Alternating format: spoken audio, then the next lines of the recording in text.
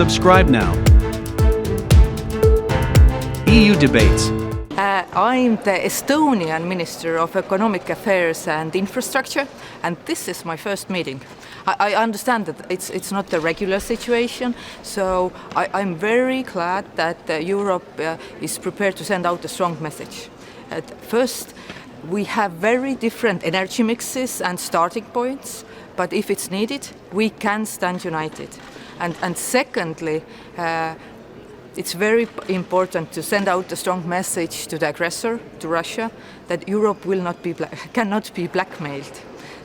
We know that Russia uses energy as a weapon, and Russia understands that it will be a very difficult winter, but Europe will tackle this together, and I'm positive that we can find an agreement today. So looking forward to the first meeting, and I'm sure you can, in a few hours, get good news from the ministers' meeting.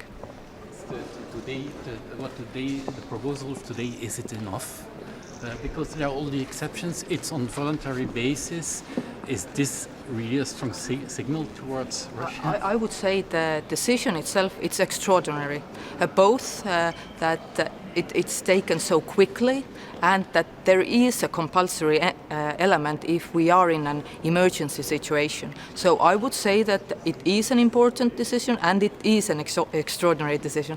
But Estonia, for example, is in a very fortunate position. We strongly supported even the first version of the regulation because our demand has reduced considerably, even during the first half of the 2022, and we expect to reduce our consumption at least by 20% this year.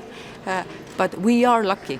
Gas has always played quite a small role, and considering our skepticism towards Russia, we have put in effort to reduce our dependence on Russian gas during the past 10 years already. So I think we have an advantage, but asking the same from every member state overnight, it seems even a bit unfair for me. But I'm sure that if we all put in the effort that it's asked, we do enough to successfully survive the winter. But looking into the future, of course, losing all dependence on Russian energy, it's essential. Estonia has always supported and acted according to that. So I think you ask the right question. We should be more ambitious, but this is only the first step. But Minister, Estonia wanted a gas embargo. You wanted to see gas in the 7th package of sanctions. Now, EU countries, some of them, are waiting to get more Russian gas, hoping for more Russian gas. I mean, what are the optics of this for Ukraine? Well, we're looking at the news, even if countries hope for more Russian gas, it might not arrive. So hoping to get something from Russia to serve the state's interest, I think it's a false hope.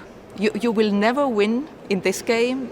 Russia can overplay you every time. So Estonia has learned this. We have explained it for 30 years. And we continue explaining it. And although there's no embargo on Russian gas, we still support it. I think maybe it'll be in the 8th sanction package or the 9th sanction package. The war is still ongoing, and sanctions so far, they haven't been enough. So we have to work on coming out of Russian gas. But we understand that some other member states are in a very different situation. And when looking towards the winter, you can't leave people living in the cold. So. But Minister, it's still your point of view that every time that countries buy Russian gas, they're helping Russia to fund its war machine? Yes. Yeah. And fortunately, everyone understands that and have made steps to reduce dependence on Russian gas. And you can't do these things overnight. But I think setting out the goal, if we can manage it in 2 years or something, it has long-term effects for the energy security in Europe, and I think this is something that we should work on, and today's decision is a step in that direction. Should it be on voluntary basis like it is now, or should it be just like an agreement that is definite for everybody? if we are in an emergency situation, yes, then compulsory targets are okay.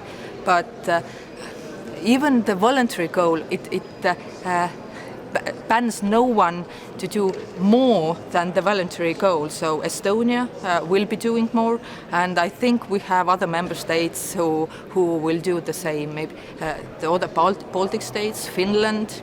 So, and I think this should be acknowledged as well. Thank you.